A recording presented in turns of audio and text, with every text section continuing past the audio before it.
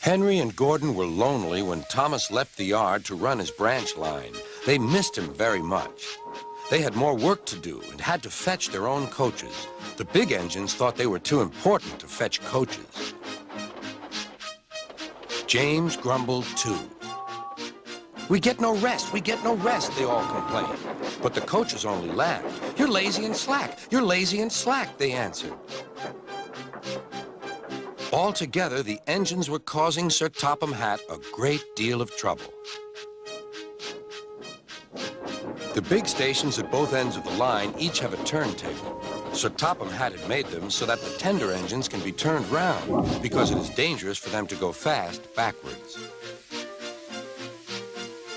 Little tank engines like Thomas don't need turntables. They can go just as well backwards as forwards.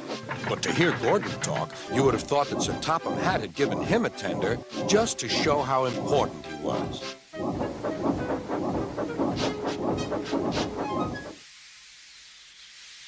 "You don't understand, little Thomas. We tender engines have a position to keep up. It doesn't matter where you go, but we are important. And for Sir Topham Hatt to make us do shunting, fetch coaches, and go on some of those dirty sidings, it's not the proper thing."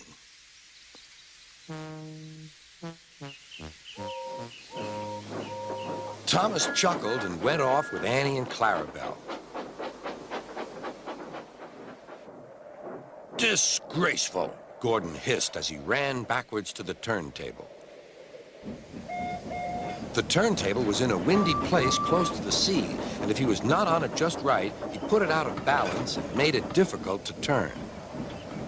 Today, Gordon was in a bad temper, and the wind was blowing fiercely.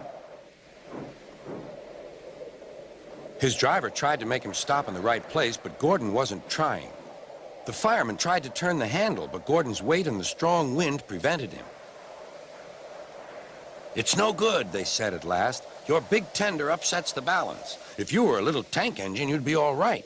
Now you'll have to pull the next train backwards." "Look," called some boys. "There's a new tank engine." "Oh, it's only Gordon back to front." "Hello," called Thomas. "Playing tank engines? Sensible engine. Take my advice. Scrap your tender and have a nice bunker."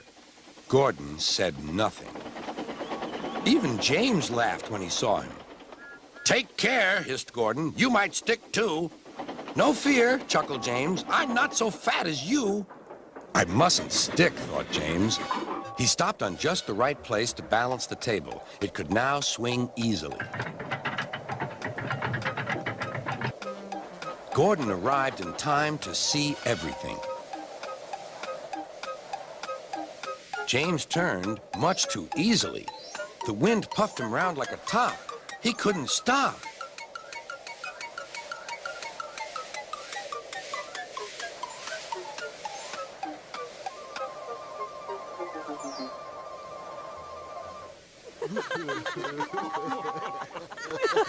"Well, well," said Gordon. "Are you playing roundabouts?"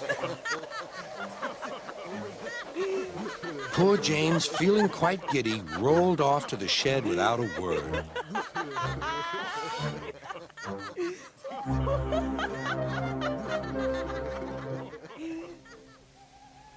That night, the three engines had an indignation meeting. "It's shameful to treat tender engines like this. Gordon has to go backwards, and people think he's a tank engine. James spins round like a top, and everyone laughs at us. And to add to that, Sir Topham Hatt makes us all shunt in dirty sidings. Ugh!" "Listen," said Gordon. He whispered something to the others. "We'll do it tomorrow. Sir Topham Hatt will look silly." The engines had decided to go on strike. The next morning.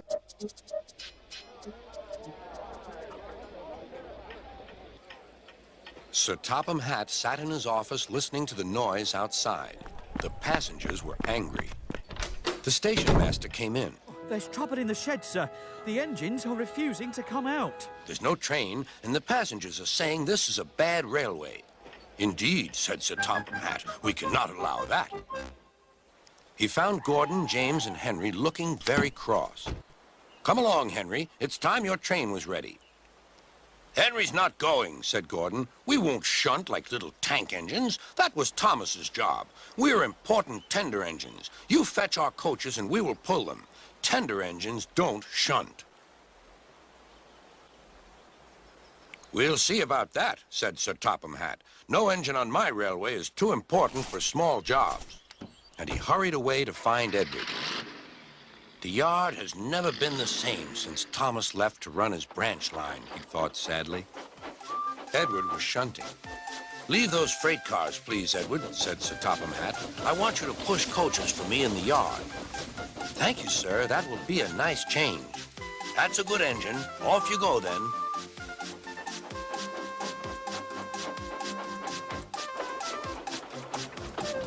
So Edward found coaches for the 3 engines, and that day the trains ran as usual.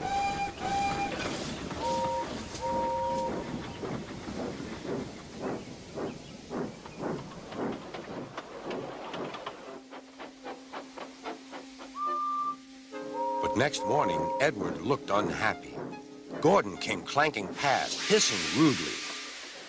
Bless me, said Sir Topham Hatt. What a noise! They all hiss me, sir, answered Edward. They say tender engines don't shunt, and last night they said I have gray wheels. I haven't, have I, sir? No, Edward, you have nice blue ones, and I'm proud of you.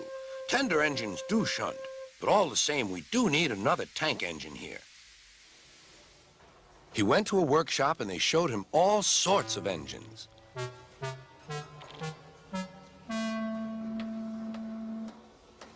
At last, he saw a smart little green engine with 4 wheels. That's the one, he thought. If I choose you, will you work hard? Oh, sir. Yes, sir. That's a good engine. I'll call you Percy. Yes, sir. Thank you, sir. And Sir Topham Hatt brought Percy back to the yard. Edward, he called. Here's Percy. Will you show him everything? Percy soon learned what he had to do, and they had a happy afternoon.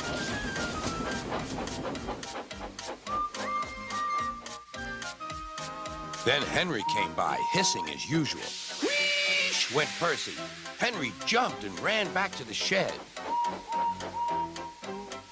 How beautifully you wheeshed him, laughed Edward. I can't wheesh like that. Oh, said Percy, that's nothing. You should hear them in the workshop. You have to wheesh loudly to make yourself heard. Next morning, Thomas arrived. Sir Topham Hatt sent for me. I expect he wants help, he said to Edward. Shh, shh, here he comes, replied Edward. Well done, Thomas. You've been quick. Listen, Henry, Gordon, and James are sulking. They say they won't shunt like little tank engines. So I have shut them up, and I want you both to run the line for a while. Little tank engines indeed, snorted Thomas. We'll show them. And Percy will help, too. Oh, sir. Yes, sir. Please, sir, answered Percy. Edward and Thomas worked the main line, greeting each other as they passed by. Percy puffed along the branch line. Thomas was anxious about Annie and Clarabelle, but both driver and conductor promised to take care of them. There were fewer trains, but the passengers didn't mind. They knew the 3 other engines were having a lesson. Gordon, James, and Henry were cold, lonely, and miserable. They wished now they hadn't been so silly.